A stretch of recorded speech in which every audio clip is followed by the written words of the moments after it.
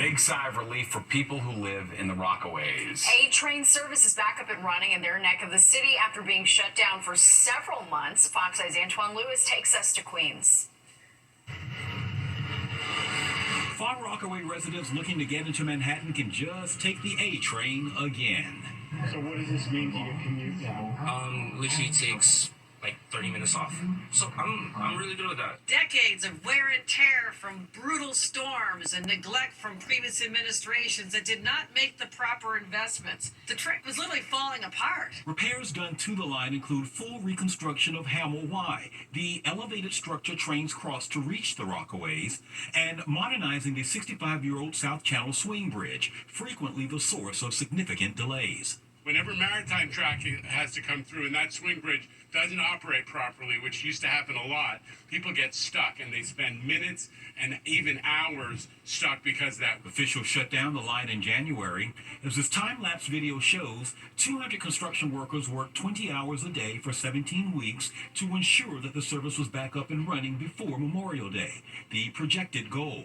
New signals, wiring, and the replacement of tracks where necessary are also part of the rehab project, as well as new wave barriers to protect against future storm surges. Hochul and Lieber aside, more than 12,000 riders a day use the Rockaway line, which also carries the S-Train. And this return to normalcy is being welcomed by those that we spoke with. You know, it's public transportation, so I accept what happened. Most of the time it's good. It means that I can just get where I need to go without spending an extra 20 or 30 minutes of my time getting there. From Queens, Antoine Lewis, Fox 5 News. Former President Joe Biden battling an aggressive form of prostate cancer. His office making that announcement yesterday, saying he got the diagnosis Friday and the cancer cells have spread to his bone. The announcement prompting an outpouring of bipartisan support for the former president. Biden taking to X, thanking people for their uplifting messages. Biden's last official medical exam as president was in February of last year, when his doctors gave him a clean bill of health. And a developer now plans to bring housing units to Hudson Yards instead of a casino. According to the New York Post, a proposal from related companies calls for 4,000 units near the Hudson River. The new project would also include a nearly 7-acre park. It comes after Wynn Resort said it was dropping its bid for a gaming license and pulling out of the project on Manhattan's west side because of expected opposition. The Trump administration has lifted the stop work order on a wind farm off the coast of Long Island. Governor Hochul announcing that news in a statement today, thanking the president and his administration for allowing the project to continue. Empire Wind 1 was already under construction when the stop work order was issued last month. The company behind the project says it's expected to power hundreds of thousands of homes in New York by the end of next year. All right, let's talk some basketball now, and who could...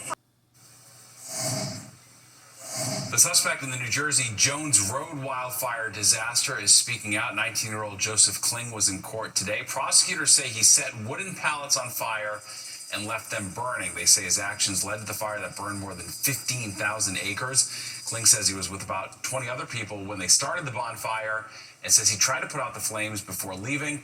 Kling defended his actions outside court today. There was other people there and I tried. You did try to put the fire out. Yes, I did. How? I kicked dirt on it and everything, had the flame almost out, and then other people were there. And how many people were there? Like 16 others, there was 20 in total. And what did you tell the police? I told them that there was other people down there, they ignored me, and about 25 minutes later they let me leave. Kling is fighting charges of aggravated arson. A 17-year-old is also facing arson charges. Turning to the weather now as we take a live look outside. Things are changing quickly. Yeah, getting... You're watching the 10 o'clock news. Bodegas are, of course, a staple of New York City neighborhoods and the Big Apple's economy, but they are also vulnerable to violence. Well, now there's a new effort underway to help bodega owners and workers protect themselves and their customers. As Fox 5's Kendall Green shows us, it all involves de-escalation role-playing. Jabbar Amentaser tends to stay busy at work at his bodega in the Bronx, but not too busy to see the violence, sometimes deadly, troubling bodegas in the headlines, which he admits raises questions. What did he say that had him killed, murdered, or sent to the hospital? Welcome to my training, by the way. But over the weekend, he attended a session of Trained Not Armed, part of Mayor Adams' $1.6 million initiative aimed at improving security for the small businesses. They were just telling about us how to de-escalate situations and how to keep people from not overreacting. No, I'm not letting pay for it. Oh, how do we de-escalate this right here? Let's see. Aaron Jones, the co-founder of Community Changing Funds, leads the sessions, coaching bodega workers through different tense scenarios. The trainings are supposed to help bodega owners break language and cultural barriers to ease tension. If you'll be working like how you're working right now, let's try a few things like, like say hello to the customers that come in, because you ain't even said hi yet. The Yemeni American Merchant Association, which is working with City Hall on the initiative, sent Fox 5 a statement in part saying, quote, immigrant-owned stores, especially Arab, Latino, and Muslim businesses, deserve to feel safe and supported. This training is about dignity, trust, and building safer communities together. Jabbar tells us he hasn't had any newsworthy incidents in his store, fortunately, but should that happen after this weekend's training, he says he has a few more tools in the toolbox that he will recommend to other bodega owners. Rather than to having call the police, I'd rather handle it to, man to man or person to person.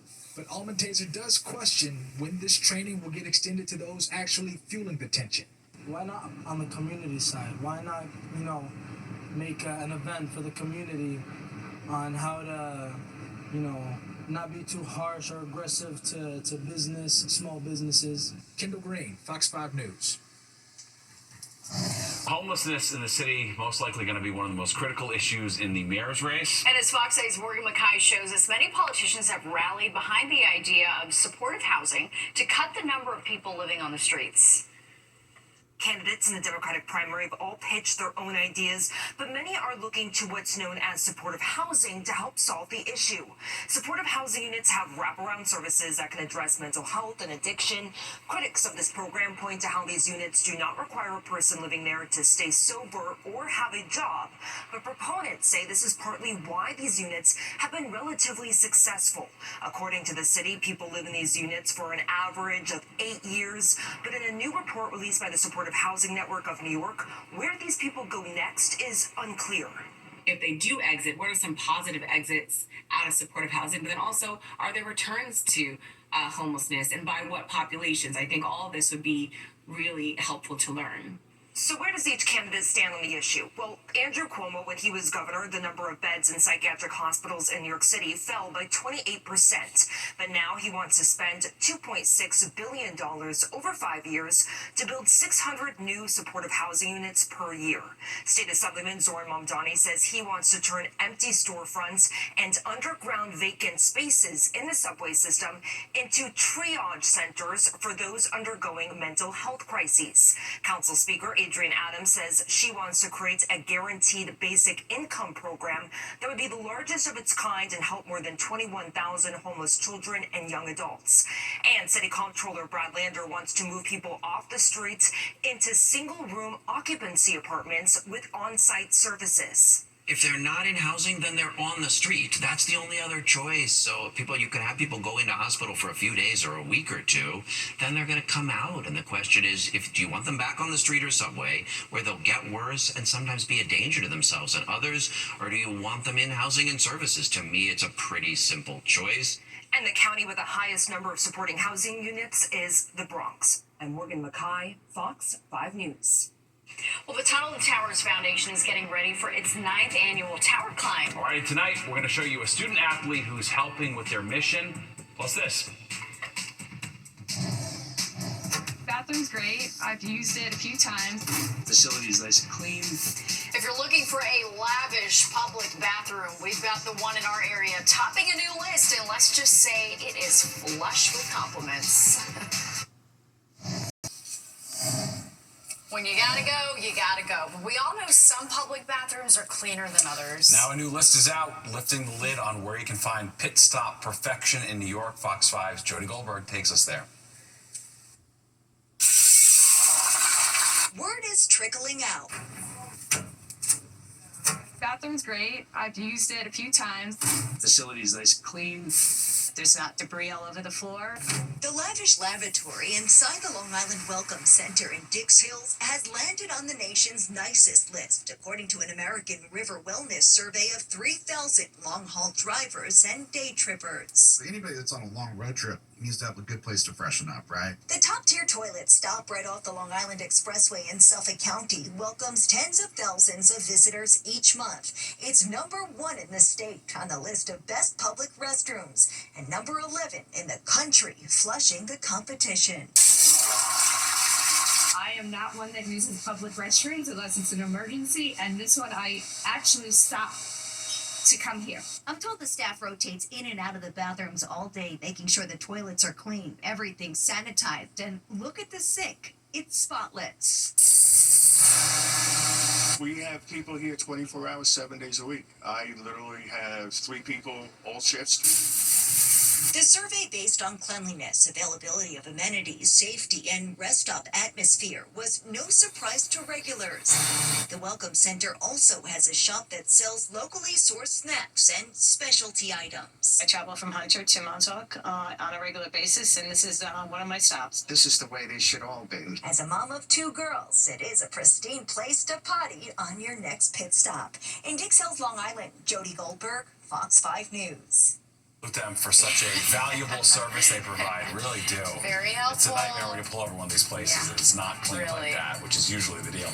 All right, well, you're about to meet a guy who is living out the Christopher Cross song, Sailing. How he managed to live out his dream for the wind to carry him around the world. All right, plus the Tunnel to Towers Foundation getting ready for its annual tower climb at One World Trade Center. And ahead of the big event, we're shining a spotlight on the foundation's work, including one volunteer who has a lot of different reasons to support its mission.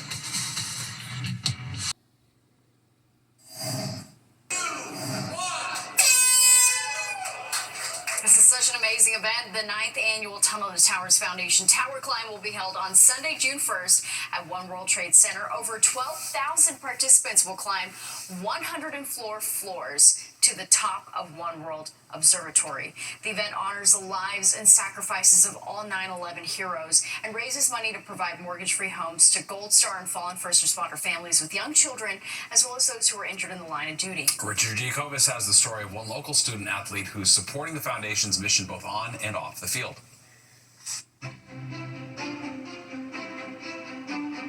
It may sound cliche, but Caitlin Collins has always gone the extra mile. Always wanted to represent New Jersey, being a Jersey girl, and yeah, it's all I've ever dreamed of, to be honest. A lacrosse superstar at Rutgers University who just completed her freshman year as a Division I athlete. Caitlin was always into sports, but by 6th grade, her hobby became her college profession. In 2025, the Scarlet Knights advanced to the Big Ten tournament for the 5th consecutive season. That's Caitlin Collins, the freshman midfielder. But it was back in March when clever Caitlin decided it was time to pay it forward and give back. So a My Cause game is when each person, each individual on the team dedicates that game or their season to a cause or a foundation. That cause was the Tunnel to Towers Student Athlete Advocate Program. This is my dad. This is my dad. These are my grandfathers. One of America's heroes on 9/11. A program that invites college students to serve as brand ambassadors and honor our heroes. It was a no-brainer that I was going to choose Tunnel to Towers because it's something that is so easy for me to talk about. I like sharing stories about growing up in a firehouse. So you may have noticed we've been talking to Caitlin here at a firehouse. This is Fire Station 2 in the township of Union, New Jersey, where Caitlin's dad just happens to be a captain. Caitlin comes from a long line of first responders. Both her grandfather and great-grandfather were firefighters too. For Captain Ed Collins, it was emotional when he learned about Caitlin's decision to support the families of fallen first responders. Captain Collins recently lost a friend, an NYPD sergeant, to a 9/11 related illness. I knew a lot of guys that same position that were not firefighters before 9/11 and became firefighters or police officers after. I'm super proud of the woman that Caitlin is, that she could use her platform to help promote the good things that they're doing with that foundation. Caitlin's cause is now inspiring a new generation of what she hopes are future student-athlete advocates. She's going to volunteer at this year's Tower Climb, her first official stint as a Tunnel to Towers student-athlete advocate. Dad says he'll be there too. Meanwhile, Caitlin's next lacrosse season doesn't begin until 2026, but before she strives to make more goals on the turf, Caitlin wants to score a different type of goal. It's special to play for something more than just lacrosse. When I'm out on the field, the national anthem before my games, I get to think of my dad or get to think of people that I've served. And if you're wondering, a Tunnel to Towers lacrosse tournament is in the near future. Using my platform to share their story and share their motto with my teammates and other people. And that's going the extra mile to never forget. In Union Township, New Jersey, Richard Giacobas, Fox 5 News. Always so uplifting. Fox 5, a proud media partner of the Tunnel to Towers Foundation, and will be bringing you more inspirational stories behind the foundation's Tower Climb in a half-hour special, Tower of Heroes, airing this Thursday, May 22nd at 10:30 p.m. and on May 26th, Memorial Day at 12:30 p.m. and 5:30 p.m. right here on Fox 5. All right, time to check the forecast now with Nick, and Memorial Day weekend on all of our Yeah, I know, that minds. sort of snuck up on us because it felt more like April this whole month, really. Exactly. Well, if you've ever dreamed of leaving the rat race, this next guy is ready to inspire you. Yeah, absolutely. Oliver Widger gained a massive following on social media after he cashed out his 401k and took his cat on a once-in-a-lifetime journey. Fox's CB Cotton has the story. Look at this. It's a dream turned into a reality. One man who quit his 9-to-5 job to sail across the Pacific has gained a massive following. Now his more than 2 million followers on TikTok and Instagram are closely watching his journey from Oregon to Hawaii. Welcome to day 3, sailing alone across the Pacific Ocean with my cat. 4 years ago, Oliver Widger says he was diagnosed with Klippel-Feil syndrome, which primarily affects the neck and runs the risk of paralysis. It was then he realized his, quote, mortality. And then I just grew to despise my life and the corporate machine. But Widger had no money, no plan, and $10,000 in debt after his abrupt departure as manager of a tire company. I literally had an empty apartment before I bought a boat. So a month after quitting, I bought a sailboat. He later spent months repairing that boat and taught himself how to sail off YouTube videos, later embarking on his journey with just his cat named Phoenix. Somehow, my cat is doing much better than I am. His launch to fame on social media has assisted in funding his sailing dream. Widger credits his popularity to his story being relatable. You can be making $150,000 a year, and you still feel like you're just making ends meet. And I think people are just tired of that. Now, more than 2 weeks into his journey, Widger hopes others will follow their own dream, no matter how impossible it may seem. In New York, CB Cotton, Fox News. Looks good to me. Yeah, all right. And we're going to be right back. Yankees slugger Jazz Chisholm Jr. hosted his annual Jazz Chisholm Foundation fashion show in Times Square tonight. Proceeds from the evening will support young athletes and their families across New York, Florida, and his home country of the Bahamas. All right, very nice. That does it for us tonight. If you missed any part of the 10 o'clock news, you can always catch an encore on our free streaming app, Fox Local. Where you can stream our newscasts anytime. Have a great night. We'll see you tomorrow.